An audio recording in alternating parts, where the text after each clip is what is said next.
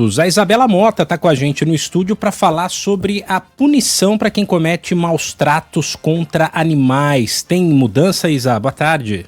Oi, Ferrete, boa tarde para você, para quem acompanha a gente aqui na Band News FM. Tem uma mudança importante na punição administrativa, ou seja, na multa que a pessoa que comete esse crime vai pagar. Mas antes da gente falar dessa atualização, tem uma informação de uma mulher que foi presa hoje por uma central da capital paulista que apura denúncias feitas por ONGs e também por entidades ligadas a animais. E ela tinha vários vídeos trazendo cenas de violência extrema para esses animais. Então, eram animais diferentes, como coelhos, passarinhos, cães, gatos, e ela fazia a tortura desses animais em plataformas virtuais como o Discord e depois vendia esses conteúdos para usuários da Europa. E ela fazia comércio também de itens desses bichinhos. Toda essa informação foi divulgada pela Polícia Civil do Estado de São Paulo. Ela foi presa aqui na capital paulista, no centro da capital. O nome dela é Daiana de Almeida.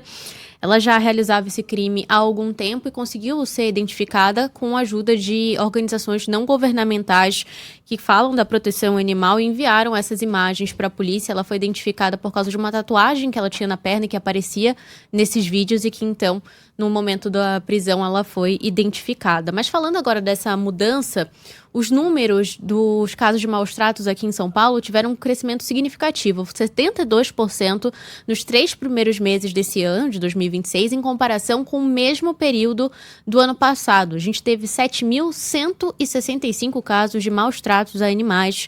Esse é o número do Departamento Estadual de Proteção Animal e a partir de agora há uma mudança nessas punições administrativas. A Secretaria do Meio Ambiente, Infraestrutura e Logística publicou uma medida que altera as regras das multas aplicadas aos criminosos.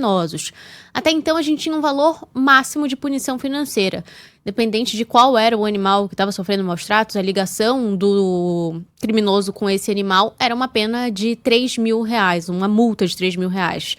E agora ela é aplicada de acordo com características do crime, como explica pra gente o diretor de Proteção e Fiscalização Ambiental da CEMIL, André Rocha. E esse valor de multa, ele passa a considerar a gravidade da conduta, a extensão do dano, a reprovabilidade da ação, circunstâncias específicas que a norma trouxe, como, por exemplo, a existência de sequela permanente no animal, condição de vulnerabilidade desse animal, o abandono ou a reincidência do infrator. Em casos extremos, em casos excepcionais, a norma ainda traz a possibilidade de um aumento de 20 vezes esse valor, ou seja, a multa ela pode chegar em R$1 milhão. O pagamento da multa administrativa não exclui a possibilidade de prisão. O caso pode ser analisado em 3 esferas diferentes, como detalha o diretor da CEMIL, André Rocha. Qualquer infração ambiental ela pode ser apurada na esfera administrativa, criminal e civil. A CEMIL trata da responsabilidade administrativa com imposição de uma multa, de uma sanção administrativa. No entanto, há a possibilidade de responsabilização na esfera criminal, por meio da Lei 9.605 de 98, que ela prevê, em caso de maus tratos, a pena de detenção de 3 meses a 1 ano, ou se o maus tratos for praticado contra cão ou gato, essa pena pode ser aumentada. Então, ela pode ser de 2 a 5 anos de reclusão.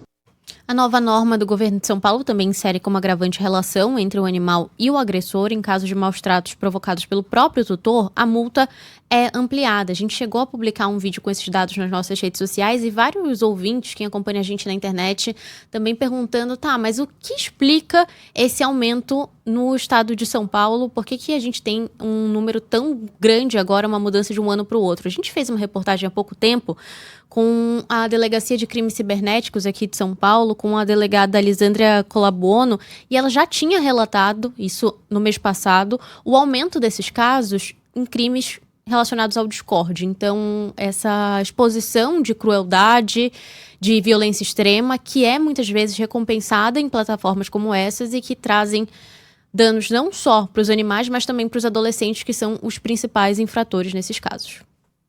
O foco tem que ser essas plataformas, né? Porque se elas estão deixando isso ser disponibilizado e estão pagando para que essas pessoas divulguem esse conteúdo, é um grave problema que as pessoas cometam esse tipo de crime, façam essa coisa bárbara, né? Tem umas imagens que obviamente não mostram exatamente a ação. Tô vendo aqui uma reportagem mostrando imagens antes dela de fato consumar, né? Matar esses animais, apertando esses pintinhos, pisando no que parece ser um gato. E as pessoas se interessam por isso. Tem gente que se interessa, tem gente que vende, e as plataformas não é comigo, né? Faz aí, façam um negócio de vocês, movimentem, girem esse dinheiro aí e continuem na minha plataforma. E esse tem que ser um alvo importante, né, para que isso possa acabar e os maus tratos desses animais também.